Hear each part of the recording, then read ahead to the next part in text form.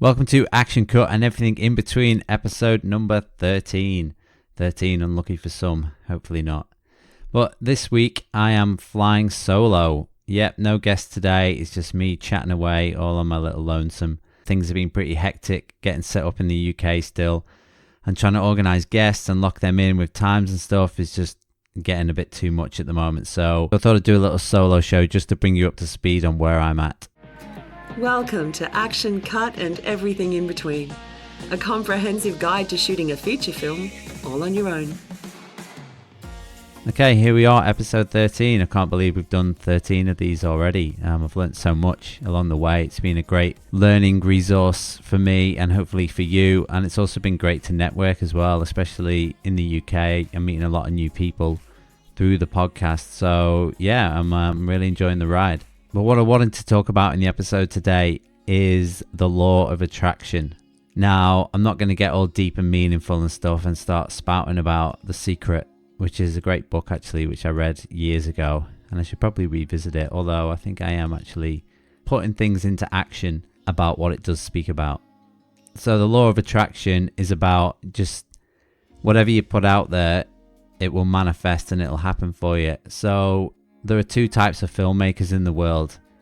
There are the thinkers and there are the doers. Now, the thinkers, they talk for years about the films that they want to make. They're waiting for everything to be perfect. But guess what? Reality check, it's never going to be perfect for you. And that film will never get made. I'm sorry to, you might be like, oh no, you don't understand it. We're waiting for this, we're waiting for that to happen. We've got an investor, blah, blah, blah. Well, I'm sorry, but no, you just need to get out there and you need to do it. I'm sure there's some elements and parts of your film that you could start shooting today. You might be waiting for, we need that car, maybe, we need the muscle car to drive around. Well, surely the muscle car isn't the center of the whole film. So you should be getting out there and you should just be shooting what you can, even if it's just putting a trailer together. Why don't you just go out, shoot some of the best elements, get all your costumes together and your actors. Go out there and just shoot a trailer or a short scene from the film. So many people just beat around the bush and talk for years. I still get this person who sends me a script, like script updates. It's been happening for about 6 years now, and they keep saying, oh yeah, we've tweaked this, we've tweaked that, it's almost ready now. It's like, are you having a laugh? It's been 6 years. That's never going to happen.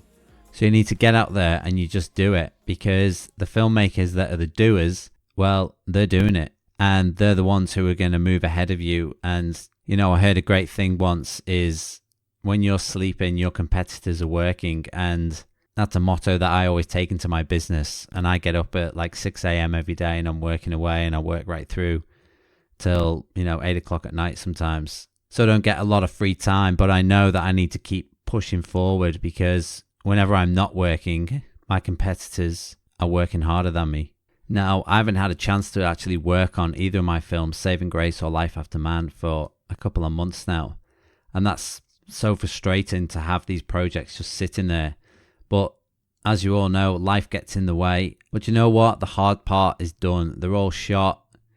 The editing is pretty much there. Now I've just got to work on the post-production side of things, which, as I'm doing that, I'm slowly learning about the distribution process. So even if I did finish the films super quick, I still wouldn't be that confident in distributing them out there.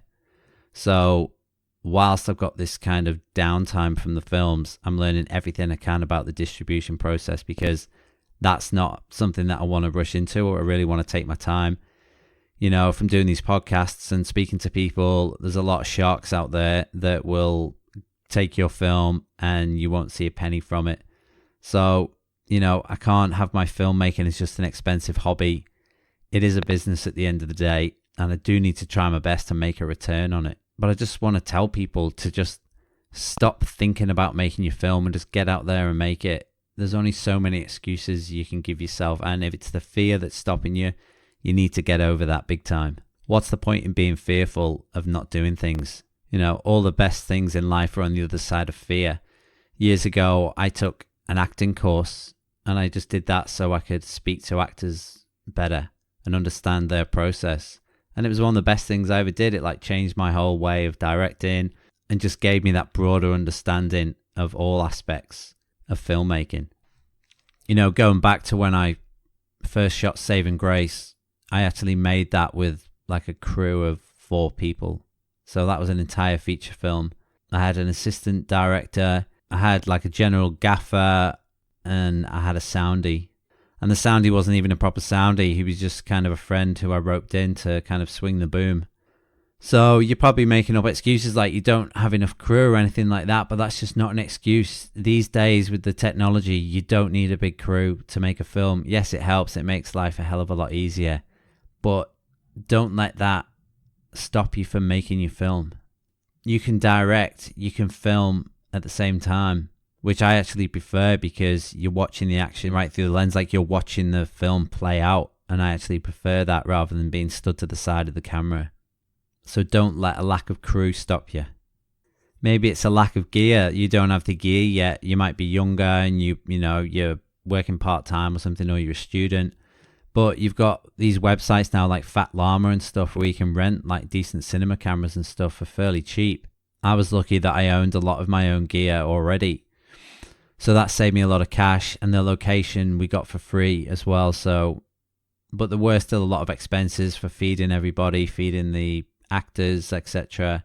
We had to pay for water taxis and stuff on Saving Grace, so those expenses soon built up. But again, we just got into it and we just kept chipping away at it, and that, and spread the expense. If it's just you and you've put your script together and you don't know any other filmmakers around you or people who are interested, but you just got to get out there and start networking. Like I've moved to the UK, I don't know anybody, but I've been just reaching out to people on Facebook. I've joined all these groups.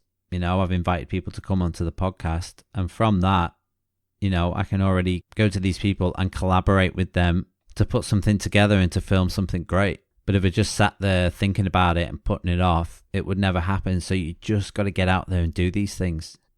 If you can't quite find the location that you need, then find a different location. A location doesn't make a film. The story makes a film. So just adjust the location, come up with a different idea. It'll still work if the story's great. When I wrote Life After Man, I had a lot of elements that I put into the script that I just had no idea how I was going to achieve them. But I didn't let that stop me from writing it and going out there and looking for it, because the beauty of the law of attraction is everything that I put into that script, I managed to get it, and I managed to get it under budget, which was incredible. Like I wrote a horse in. The horse in Life After Man was like a major kind of character in there. And then once I started to look into it, I was just like, oh my God, how am I going to find a horse? I don't know anybody who rides. I don't know, And then as I started to look into it in more detail, the expense of it was coming up. And then I was lucky enough that Caitlin, my lead actress, she was doing horse riding lessons with a girl who looks after retired racehorses. And she actually offered me a great deal, and she was just amazing. Thank you, China, if you're listening. She was also came on board as our stunt rider, and she was just fantastic. The things that she did with the horse, jumping over big logs and things like this, and just brought this production value and element to the film that I could have easily left it out of the script, but I just lived my life by this law of attraction of, if you think about it, it will manifest and it will happen. Even the locations that I put in there, I wrote the script in Sydney City, and I needed this fortified farmhouse, and I'm like, I don't know anyone who owns a farm. How the heck am I going to find a farmhouse in Australia? And then, started to look into it, went on Airbnb, and this is a great resource actually for locations, and actually wrote to the people and I told them what I was doing. I said, I'm shooting a low budget feature film. Can I come and film at your farm, please? And 100%, everyone who I asked, they all said yes, which I was really surprised about. So I got a fantastic farmhouse, and the guy was like, yeah, you can fortify it. I've got all this sheet metal that you can put up on the windows and stuff like that if you like. And I was just like, oh my God, perfect. Like my script was just coming alive before my eyes because I just believed in it, and I knew that if I put it out there, it would come. It's like years ago, I made a Star Wars short film on YouTube, and that's called The Secret in the Sand. If you want to check it out, it's had like I don't know, 12 million views or something on YouTube, which blows me away. But yeah, when I look back at it, it's pretty cringy. But I learned so much when I did it. But I'd always seen these Star Wars films on YouTube, and I thought I'd love to make that. But how the heck am I going to make that? I don't know any Star Wars people or anything like that. You know, they're all always set in America and things like this. And then I went to an event one day and someone was there and they were like, hey, do you want to be a stormtrooper? And they gave me this information, and it was like this club, Star Wars costume club, that were near me. And I was like, well, here we go. And then I wrote to them and I was like, do you want to make a Star Wars film? And they were all like, hell yeah. And that was that. So we just went out and we shot this. You know, at the time I was pretty proud of it. It was good fun to do, and I made a lot of good friends through it. And yeah, ended up making this Star Wars film just by thinking about it and manifesting it in my head. You just have to plant that seed and everything else will come. Once you put these things at the forefront of your mind, people will start to pop up into your life, opportunities, and you just got to grab them by the horns. So that's all I wanted to say to you today, is to stop thinking and start doing. You know, you've obviously got a big interest in filmmaking, and why just sit there and let life pass you by? Get out there and start doing. And that's a wrap for today. Just another short one, a nice little solo one. Thanks again for listening. I hope you're getting some good quality out of this and a few good tips and stuff along the way. I do enjoy doing it. If you'd like to be a guest, actually, I'd love to speak to some new people on the show. So get in touch. It's just a casual chat. It'd be good to promote any projects you're working on, or if you just want to have a chat in general about filmmaking. I always love having a good gab over a coffee. And yeah, thank you for listening. I've been Gareth Carr. This has been Action Cut and everything in between, and I'll see you on the next show. Action Cut and everything in between. A comprehensive guide to shooting a feature film all on your own.